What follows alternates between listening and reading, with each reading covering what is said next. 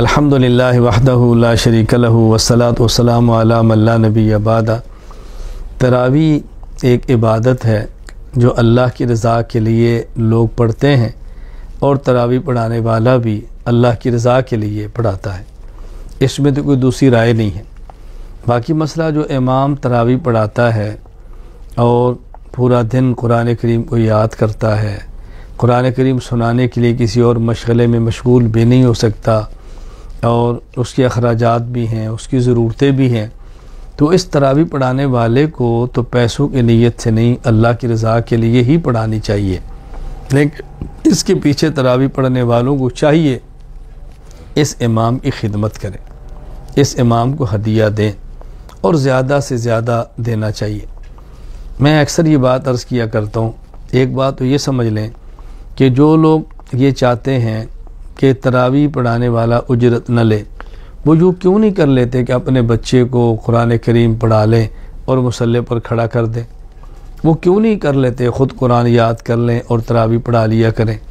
بھئی آپ پورا دن ملازمت کرتے ہیں، آپ پورا دن تجارت کرتے ہیں، پورا دن آپ دنیاوی کاموں میں مشغول رہتے ہیں، اور حافظ پورا دن قرآن کریم کو یاد کرتا ہے، نہ وہ تجارت کر سکتا ہے نہ ملازمت کر سکتا ہے، قرآن کریم یاد کرتا ہے اور رات کو مصلی پر کھڑے ہو کے پڑھتا ہے۔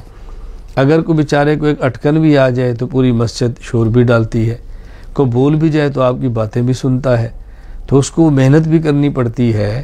اس لیے تراویح پڑھانے والے کو تو اللہ کی رضا کے لیے پڑھانا چاہیے، لیکن امام کے پیچھے تراویح پڑھنے والے کو امام کی ضرورتوں کا خیال کرنا چاہیے۔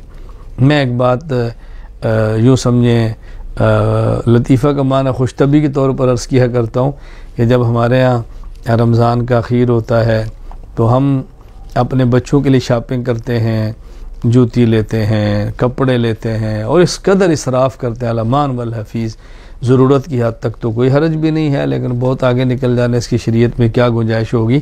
اب آپ نے سب کچھ کر لیا، اب مجھے آپ فرمائیں کہ ایک حافظ صاحب ہیں، قاری صاحب ہیں، وہ پورا مہینہ کچھ نہیں کرتے، قرآن کریم یاد کرتے ہیں اور رات تراویح پڑھاتے ہیں۔ اب وہ اگر مہینے کے بعد گھر جائیں اور اہلیہ پوچھے بھئی میں نے کپڑے لینے ہیں، تو وہ نے کہہ دے بھئی سورۃ النساء کا اجر تم لے لو۔ بیٹی کہتی ہے کہ ابو مجھے جوتی لے کر دے دے، تو کہ بیٹی سورہ بقرہ کا ثواب تم لے لو۔ اب بتاؤ اس سے کیا اس کے گھر کا ماحول ٹھیک ہو جائے گا؟ اس کی ضرورتیں پوری ہو جائیں گی؟ تو جس طرح آپ تراویح پڑھتے ہیں اجر کے لیے، وہ بھی تراویح پڑھاتا ہے اجر ہی کے لیے۔ باقی اس پر یہ دلائل پیش کرنا کہ رسول اکرم صلی اللہ علیہ وسلم اور دیگر انبیاء جب دین بیان کرتے تھے تو یہ فرمایا کرتے تھے یا قوم لا اسألکم علیہ اجرا یا قوم لا اسألکم علیہ مالا، اللہ کے بندو یہ نبی خطاب ان کو کرتے تھے جو نبی کے مخالف ہوتے تھے، جو کافر ہوتے تھے، جو مشرک ہوتے تھے، ان کو پیغمبر یہ بات کہتے ہیں کہ میں تم سے اپنی دعوت پر کوئی معاوضہ نہیں لے رہا۔ لیکن جو پیغمبر کے معتقد تھے، یا پیغمبر نے اپنی ضرورت کبھی ان سے بھی پوری نہیں کرائی، یا نبی کا معتقد ضرورت پوری کرے تو نبی نے مسترد کی ہے، ایسی بات نہیں ہے۔ میں ایک بات عرض کیا کرتا ہوں، ایک ہے ابو بکر صدیق، ایک ہے ابو جہل۔ تو رسول اکرم صلی اللہ علیہ وسلم جو فرماتے ہیں نا کہ میں تم سے کچھ نہیں مانگتا، یہ ابو جہل کو کہہ رہے ہیں، ابو بکر کو نہیں کہہ رہے۔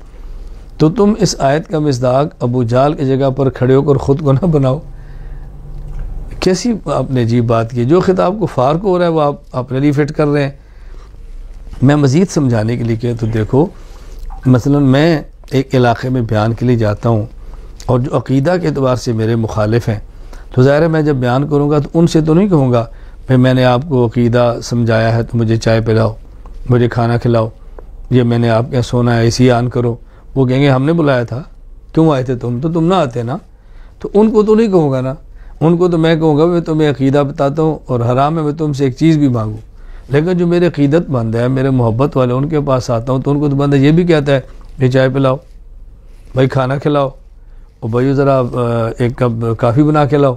تو وہ کہ جی کیا اللہ کے نبی تو فرماتے ہیں میں کچھ نہیں، تم تو ہم سے مانگتے ہو۔ کوئی بھی ایسے نہیں کہتا۔ میں اس لیے گزارش کرتا ہوں فرق سمجھو۔ قرآن کریم میں جو انبیاء کا خطاب ہے کہ ہم کسی سے مطالبہ نہیں کرتے، وہ غیر ہیں، اور علماء جو تقاضا کر بھی لیں تو ان سے کرتے ہیں جو اپنے ہیں۔ اپن اور غیروں میں فرق ہوتا ہے، اپنائیت پیدا کرو، دوریاں پیدا مت کرو۔ آپ یقین فرماؤ اس دور میں یہ جو مستقل مہم چلی ہے، الحمدللہ میری اس پر مستقل فائل بھی ہے، مستقل بیان بھی ہے، اجرت علی تعلیم دین کہ دین پڑھا کر کوئی انسان اجرت لے سکتا ہے یا نہیں، دلائل موجود ہیں۔ میں سمجھتا ہوں کہ مستقل ایک محنت اس پہ کی ہے، دین کو مٹانے کے لیے ایک سازش کی گئی ہے۔ کیوں؟ جو مالدار ہے اس نے عالم بن کے جمعہ پڑھانا نہیں، اور جو غریب ہے اس کو تنخواہ دینی نہیں، تو جمعہ کون پڑھائے گا؟ جو مالدار ہے اس نے قاری بن کے بچوں کو پڑھانا نہیں، اور غریب جس نے پڑھانا ہے اس کو تنخواہ دینی نہیں، اچھا قرآن کون پڑھائے گا؟ آپ دیکھیں نا کیسا غیر شعوری طور پہ ایک مہم چلا دی گئی ہے۔ ہمیں اغیار کے پروپیگنڈے کے اندر شریک نہیں ہونا چاہیے۔ اللہ تعالیٰ ہمیں قدر کی توفیق عطا فرمائے۔ اس لیے تراویح پڑھانے والا، حافظ، قاری، مولانا، ان کو چاہیے کہ خالص اللہ کی رضا کے لیے پڑھائیں، اور پڑھنے والوں کو چاہیے کہ دل کھول کے امام کو ہدیہ دیں، اس کی ضرورتوں کا خیال کریں۔ اللہ تعالیٰ ہم سب کو دین پر اپنا سب کچھ لٹانے کی توفیق عطا فرمائے۔ میں تو عرض کیا کرتا ہوں کہ صرف یہ دعا نہ کیا کریں اللہ دین کی خدمت کرنے کی توفیق عطا فرما، بلکہ یہ دعا کیا کریں اے اللہ دین کی خدمت اور دین کی خدمت کرنے والوں کی خدمت، اور پھر وہ جو ہماری خدمت ہے اس کو قبول فرما۔ دین کی خدمت کرنے کی توفیق دے، دین کی خدمت کرنے والوں کی خدمت کرنے کی توفیق دے، اور پھر جو ہم نے خدمت کی اس کو اپنے کرم سے قبول فرما۔ وآخر دعوانا الحمدللہ رب العالمین۔